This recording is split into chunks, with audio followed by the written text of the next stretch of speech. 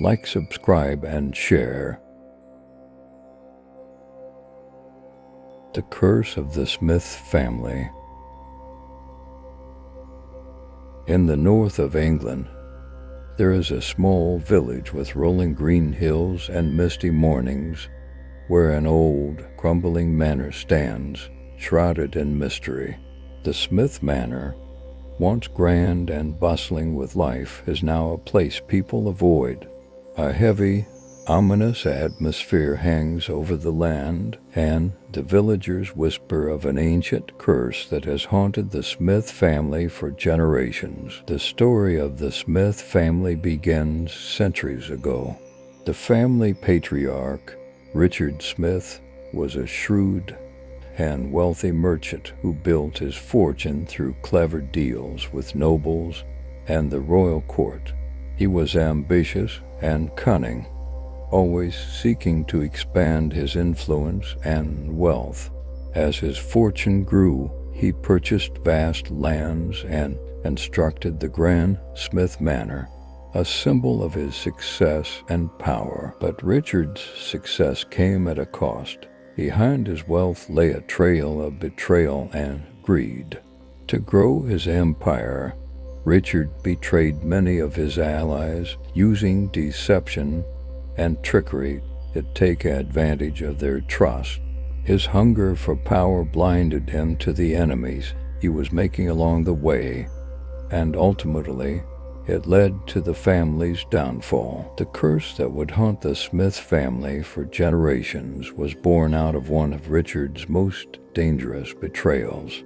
Legend has it that Richard made a secret deal with a mysterious sorcerer, promising the sorcerer great wealth in exchange for the secret to immortality.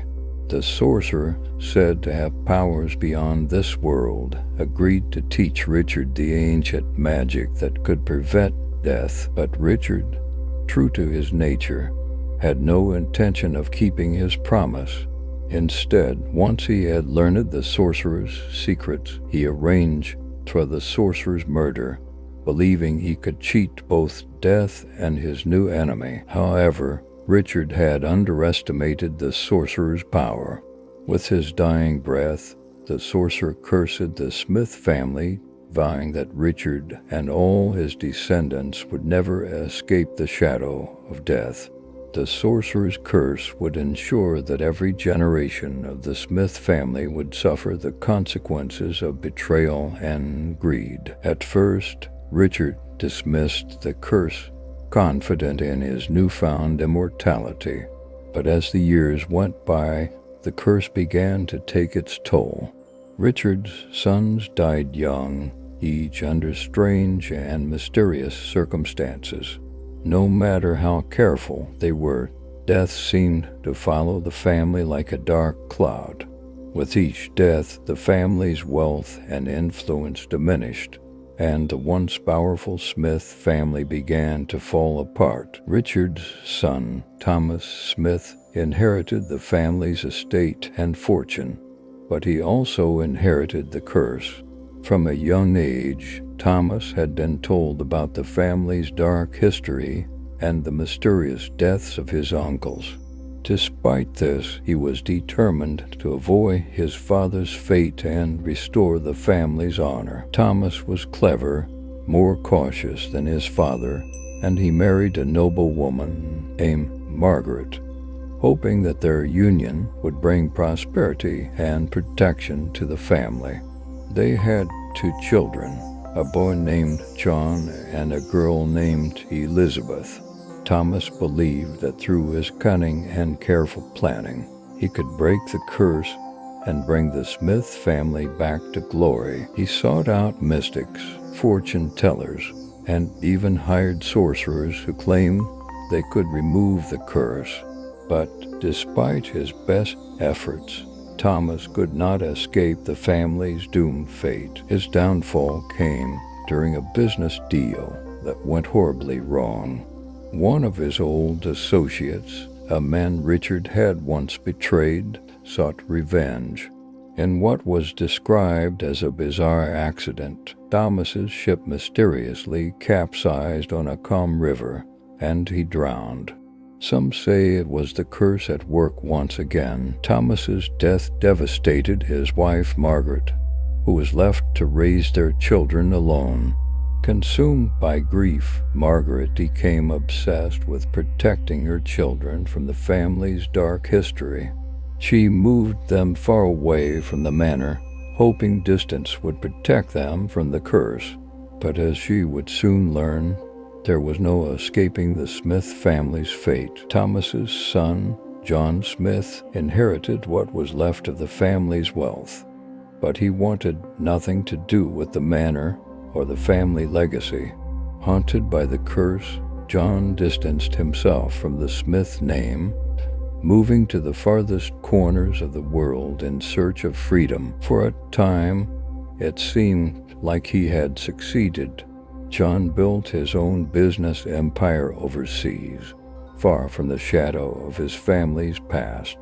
But as the years passed, strange misfortunes began to follow him.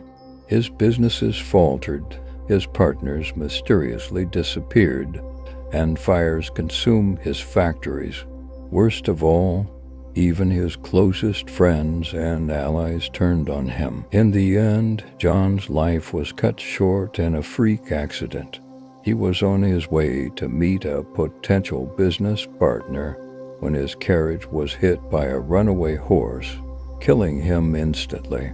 The curse had followed him across the seas, proving that no matter how far he ran, he could never escape his family's fate. With John's death, the Smith family was left with little wealth and no heirs.